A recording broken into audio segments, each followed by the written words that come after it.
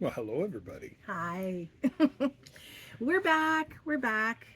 This week we're talking about something very, very vulnerable to our masculines out there in the world and right in our own homes.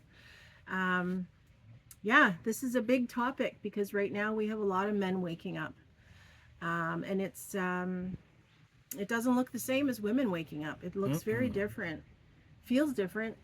Definitely feels different, or at least what I imagine it feels different. My reactions are very different than yours, so Yes, I can certainly speak to that. we've both definitely been through it. I mean, in this healing journey that we've been on, we seem to take turns, which is amazing because if we were both in the thick of it at the same time, I'm not sure it'd be a happy house.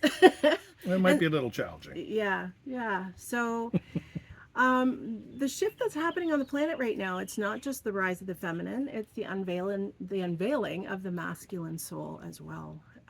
So they are having to take a look at themselves, go within, release old patterns and behaviors that have been ingrained over many, many, many centuries. Um, so the awakening journey for men looks very different. It often doesn't begin with crystal grids or meditation. It begins with I am just checking my notes because I'm not have the memory. But what it looks like and what it begins with is irritation, withdrawal, rage, overwork, numbness, or a desperate need to fix things that they don't understand. Um, the masculine doesn't always cry when they awaken. Sometimes they snap. Sometimes they isolate. Sometimes they resist what feels like too much light. Hmm. So that also can happen if the feminine in the house is awakening or somebody else in the house is awakening or awoke and their light is strong. It irritates those who still have stuff to release. And um, it can help us release it. yeah, it can help it, but it agitates it. Yeah, and it doesn't. The releasing of it isn't necessarily as you said, it isn't necessarily crying. It can be frustration, anger, isolation. Yeah, like you know, I got to get out of here, and just leaving the house and going out to the barn or whatever you have depending Yeah, on where you are, yeah. things like that. Many men are awakening through the collapse of old identities: father, provider, soldier, stoic, fixer. And when those masks begin to crumble, they often feel exposed, ashamed, or inadequate, which of course we don't want anybody to feel, because we don't want you to judge yourself while you're going through this. It's There is so much shame and fear and judgment and lack and limitation being released right now that if we go into judgment of ourselves, then it's only going to compound the problem. So we need to be kind to our men. We need to Hmm. not push. We need to not try to fix. And yeah, and welcome to Turkey Point. We finally have our lake in the background today. It's a nice calm day, not tons of wind, not a ton of boat traffic. So Knock knock on wood. yeah, yeah. We might have a barking dog here and there, but so yeah, so I channeled a Q&A about what it looks like when the masculine starts awakening. This is just as important for the feminine to hear as it is the masculine because we support them and they support us, hopefully. Hmm. So yeah, so we'll start with the first question I asked was, what does the awakening of the divine masculine look like in this era? And Jay is going to read our answer. I am. It begins in silence, in confusion, in the inner breakdown of identities built upon roles, performance, and suppressed emotion. Very common to have suppressed emotion. I know I certainly spent many years suppressing many emotions. The divine masculine awakening is not a sudden burst of clarity, but a crumbling of false armor. We begin to question, why am I here? What am I chasing? Why does nothing fulfill me? Why am I so empty? Our hearts begin to ache, not just from pain, but from truth trying to break through. Dreams intensify, triggers increase, old coping mechanisms fail.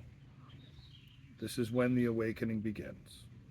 when we can no longer recognize the man in the mirror and begin to look for his essence, not his image. Yeah. Wow. So, somebody who, and it really is timely that we're doing this video right now, because this is the intensity right now is focused on the masculine. So if you've got a guy in your life who is, Or if you are a guy, yeah, I know a lot. You know, I'm used to most of my viewers being women, so I I do know. apologize. I know that we have shifted and it is a little more balanced now. But yeah, it's important to understand what this looks like, because you might be sitting back and thinking, oh my God, is he done with me? Is he done with our marriage? Is he done with our life? Is he, is he cracking up? Is he losing his mind? A lot of questions, and it can be very scary. well, and I think that's where the patience comes in, Yeah, right? yeah, And I think we are going to talk a little bit about how to support men when they're going through that transition. yeah, for sure, for sure. So, question number 2. What internal battles does the awakening masculine face? So, the masculine is trained to endure and not feel, to provide, not receive. His awakening cracks the shell of emotional denial, revealing grief he's never expressed, rage he was told to suppress, love he was told to withhold. He often battles fear of vulnerability, shame for not knowing, guilt for past unconsciousness, distrust in his own intuition. This is why his path is sacred, because reclaiming his true nature requires courage far beyond battlefields. It is the courage to feel, forgive, and soften without losing his strength.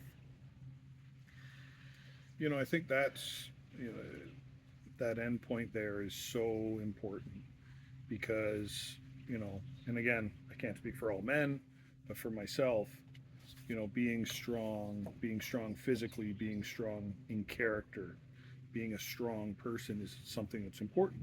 Mm-hmm. And, being able to be open, with my emotions, open and vulnerable to other people, like to you, Mm-hmm. um, it it doesn't just come easy and naturally. I mean, yes, perhaps it will. Mm-hmm.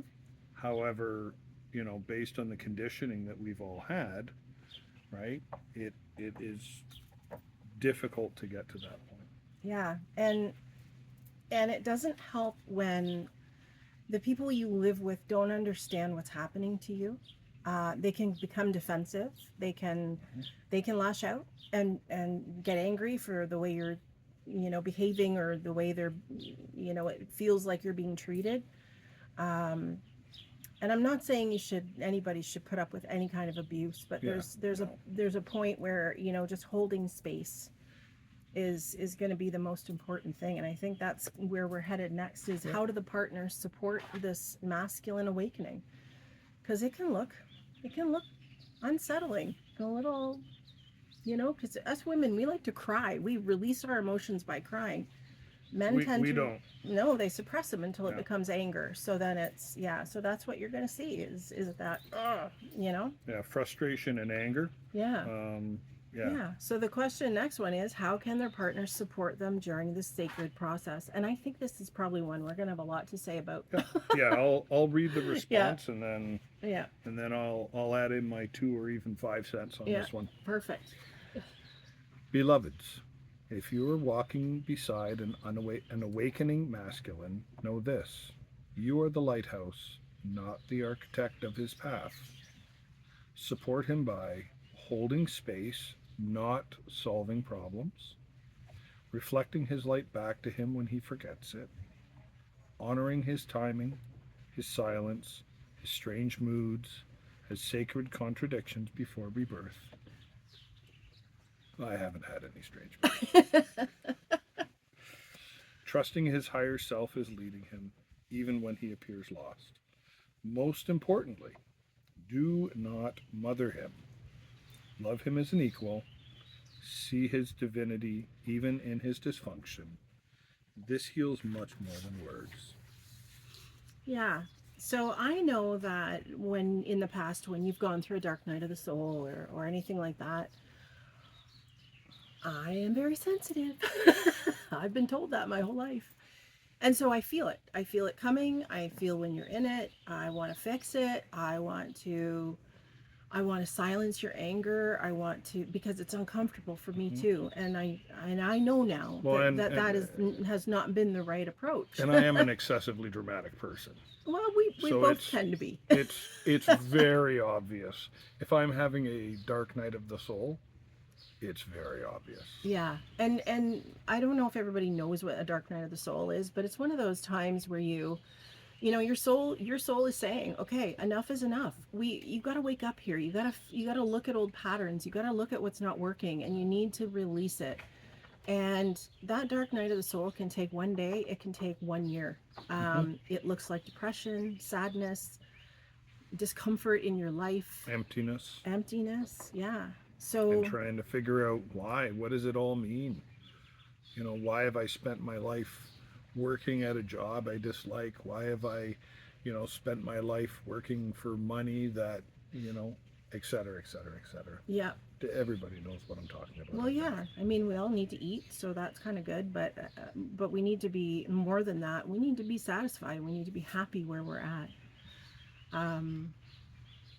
Yeah. Yeah. So I think when we talk about partner support, I do want to add a few of my thoughts. Absolutely. Again, I will reiterate: hold space. Don't try to fix.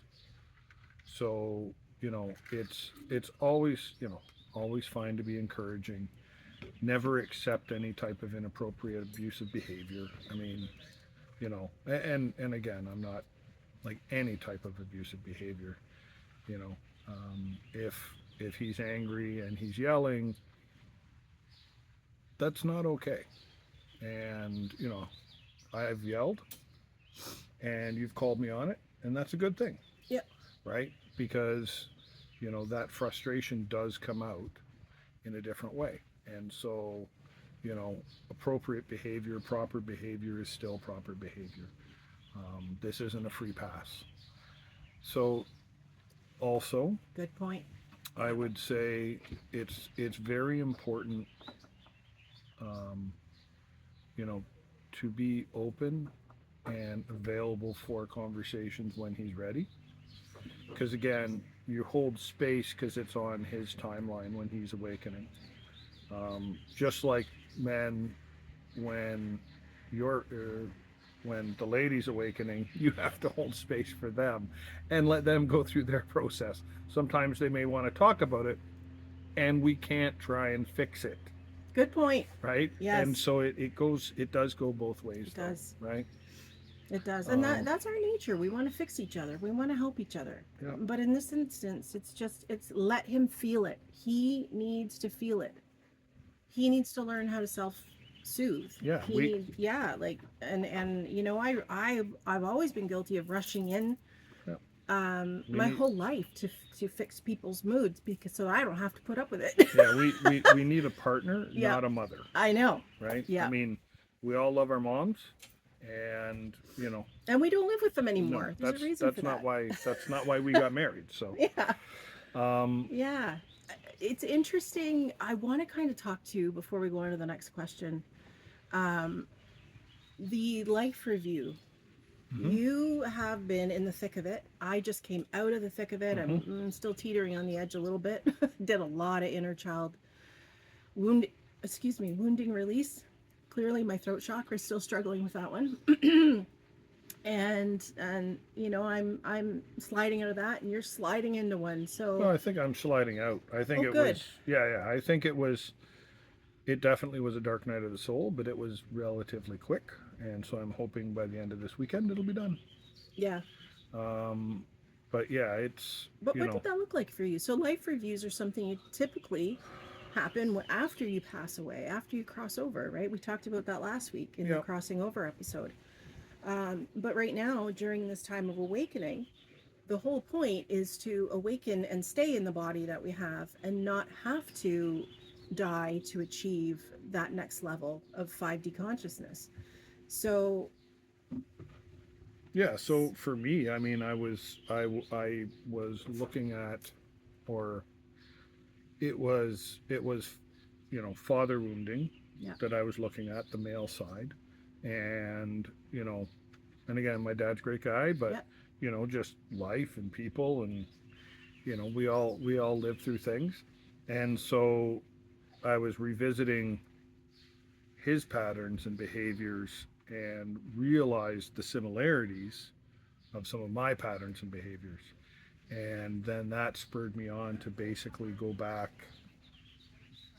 years in the past to kind of review all the decisions I've made and the events that have happened and how that pattern reoccurs in my life and the impact it has on me and on everyone else. And so it's like, you know, it's it is a lot to deal with, especially in a short period of time when you're looking at your own vulnerability and your own um, you know growth opportunities, Mm-hmm. to Yep. put a pleasant spin on it. But again, doing this is what helps us grow and ascend and become better, Mm-hmm. right? And that's ultimately what this is about. This is about becoming a better version of ourselves. Yep.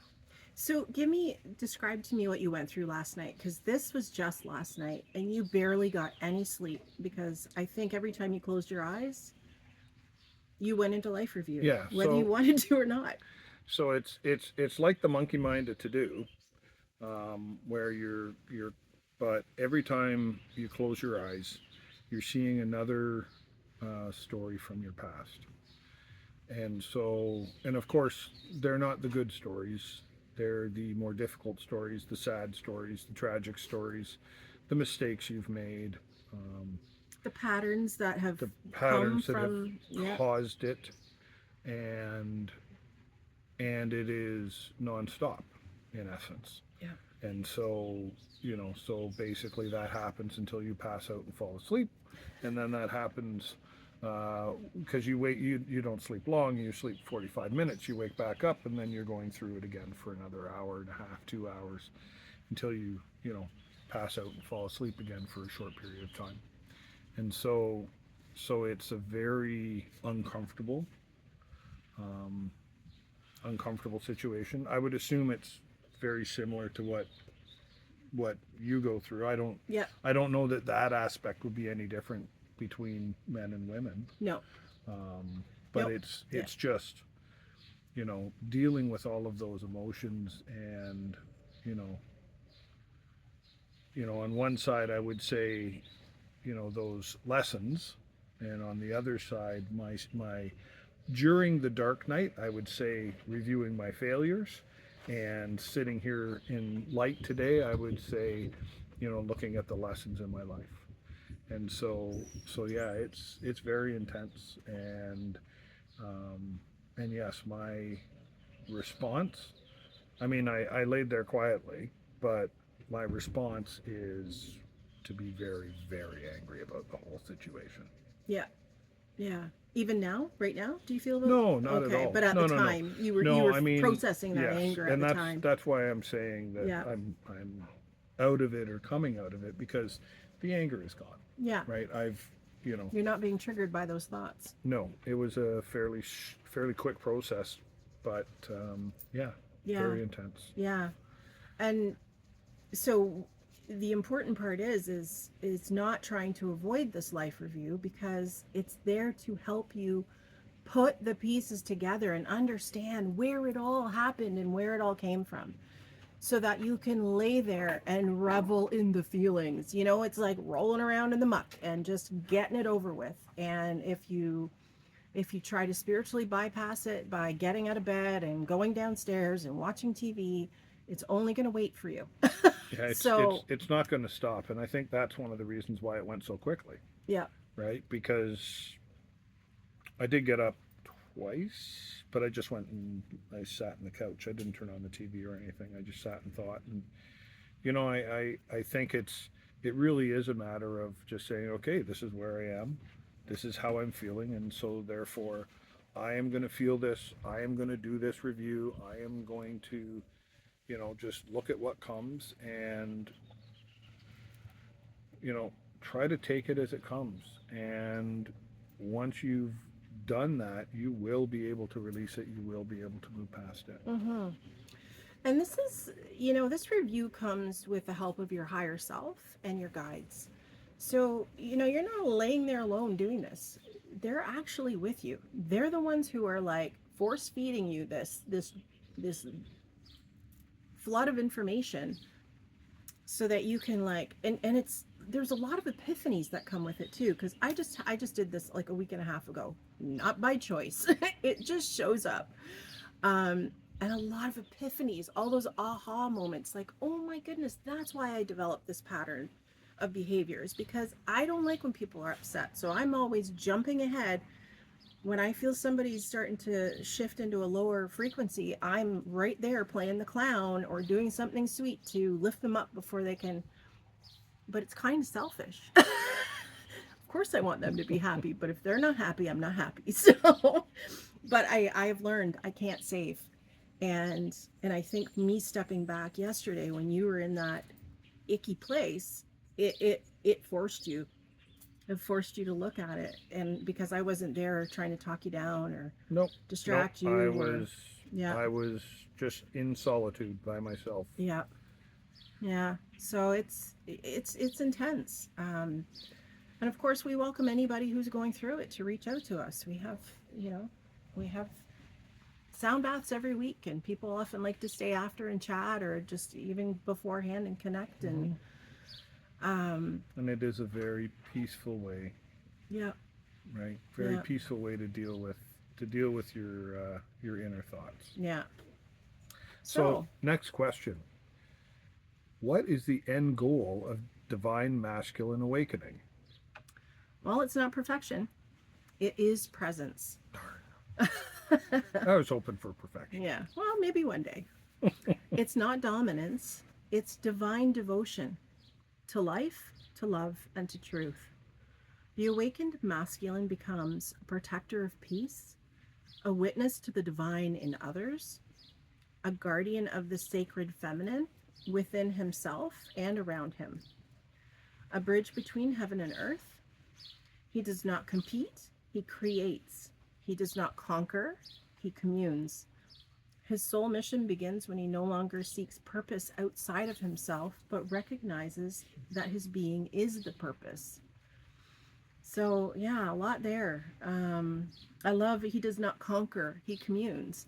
I mean, men in the divine masculine has been conquering for centuries, eons. I don't even know, is eon really a measurement of time? I think it is, but I don't know. I think it just expresses a very, very long time. It is interesting because, again, the divine masculine is about action. Yeah. And so how are we using that action? Where are we focusing that action? And so, you talk about conquer versus commune, and it's a very different type of action, but it's still action. Yep. Right? It's just softer action. It's just a little more peaceful action. Move away from the war, that kind of thing. Here comes, one of our Turkey Point cruisers now behind us. Yeah. Blaring their music. Well, it is a beautiful day. It is. And we are on the lake, so, Yeah. So do you have anything else to add to that at all? Guardian of the sacred feminine. And you really are that for me. Yes. Very much. Yes. And now you're shifting into your own balance of the feminine and masculine within yourself, which you've always had a pretty good handle on. Well, I do like to sing and dance. Yeah. A song and dance man raised on a military base. Sorry. That's an out to sea quote, by the Yeah. way, for anybody who Ancient movie. yeah, well, yes. Okay, the 90s. Ancient people, Jack Lemmon, Walter Matthau, God rest their souls, funny men. Very funny. Yeah. Anyway, back to the topic. So, what message do you have for the collective of men awakening now? And this was the question to my guides, of course. Yeah. You are not broken. You are not late. You are not weak or trembling in the dark. You are sacred vessels for remembrance. We see you. We honor the battles no one else witnessed. We acknowledge the tears you hid, the emotions you were told to fear. Your softness is strength. Your tenderness is power. Your presence is healing. Let yourself fall into the arms of your soul. Rise as the man you came here to be. Whew, amen. And that is such a foreign concept for so many people. Yeah, I mean, I You think, know, I think that our society has a very specific archetype of what a masculine man is. yeah, And so, anything that is different, anything that challenges that, um, I think that can be very difficult for people to understand and accept. yeah. You know, We've all been shedding huge roles. The feminine, so many roles: caretaker, people pleaser, like just unwinding patterns and behaviors that see us bend our boundaries to help others hmm and to accommodate others. and it's no different for men. Yeah, I mean, it's a different circumstance. It's different aspects of boundaries, yeah, but we're doing exactly the same thing, yeah, right? We're being forced to conform with what society tells us we're supposed to be. And and so, you know, you need to work really hard, you need to provide for your family. And yes, you should do those things, but not to the exclusion of your family, yes, right? or And yourself, or or yourself, your own right? inner So, sanctity. it's like, we look at strength and say, oh, so and so, he's working really hard. He put in 74 hours last week. He was working Saturday and Sunday. What a great guy. What a hard working guy. And yet, you know, the strength can be establishing your boundaries so that you're providing yourself the necessary self-care, right? Do you want to be healthy? Do you want to take care of yourself and your family in the context of, not having a heart attack and dying? Yeah. You need to be able to establish those boundaries There needs to be balance. You need to have fun and you need to have time with your family and and time with your friends. I yeah. mean, one of the things I would strongly recommend is to put together a group of like-minded men. It's, if you're going through this awakening, it is okay. Yeah. You should have a group of people you can speak with. You should have a group of people that can identify with and feel comfortable with, because it can be very isolating. Yeah. And you know, even when you have the greatest partner in the world, um, oh shush, Thank you you. are. Well, we've had a lot to work through and grow But through. So yeah, but even when you're in that circumstance, there is a difference, obviously, in the relationship, yeah. right? When between a group of men and and your wife. So you do need to make sure you have a group that you can go to, that you can talk to, and that you can work together with. Yeah. Jay started a group called Spiritual Strength. Huh, yes, I Um, did.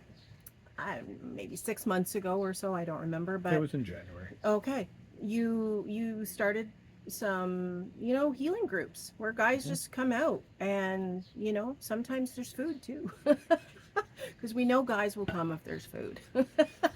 But you guys had you guys were exhilarated when you left that group. Yeah, Um, it was excellent. yeah, and I think you're talking about reestablishing that in the coming months, and just, maybe down here, even in Turkey Point, just bring whatever guys can see their way clear to get out of their own way. Just come and just listen and just talk and just, Hmm. have fun, have laughs, have a sandwich, and just be vulnerable. And it's in a safe place. Hop on Facebook, go to Spiritual Strength. You'll find Jason there. You'll see his picture. There might be some other ones called the same thing, but you'll see his face there. Yep, my face is on the Yep. profile. And yeah, and follow him. Follow us on YouTube at Little House of Cards, because that's where you're going to find us every week here now.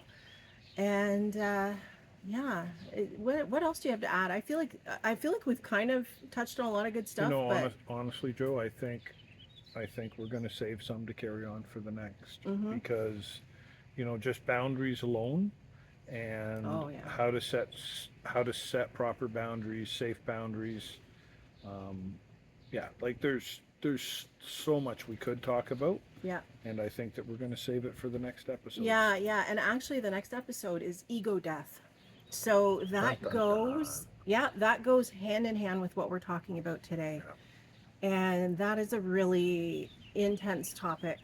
Um, and it's part of the falling away of the belief systems and of all the roles that we've been pigeonholed into our whole lives, whether we want to be there or not. So the ego death is all about releasing all of those roles and beliefs that have been rammed down our throats.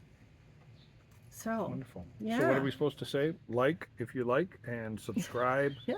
And Yeah, we're new to this stuff. Like, subscribe, do all the stuff, share it, please. Oh yeah, share. Yeah. Hit the notification bell so you get a notice every time we upload a new video. I think we're gonna try to go live on YouTube. I couldn't make it work today, so Yeah, it takes 24 hours to prepare it, When you're- apparently. Once yeah. we found that out when we hit the button.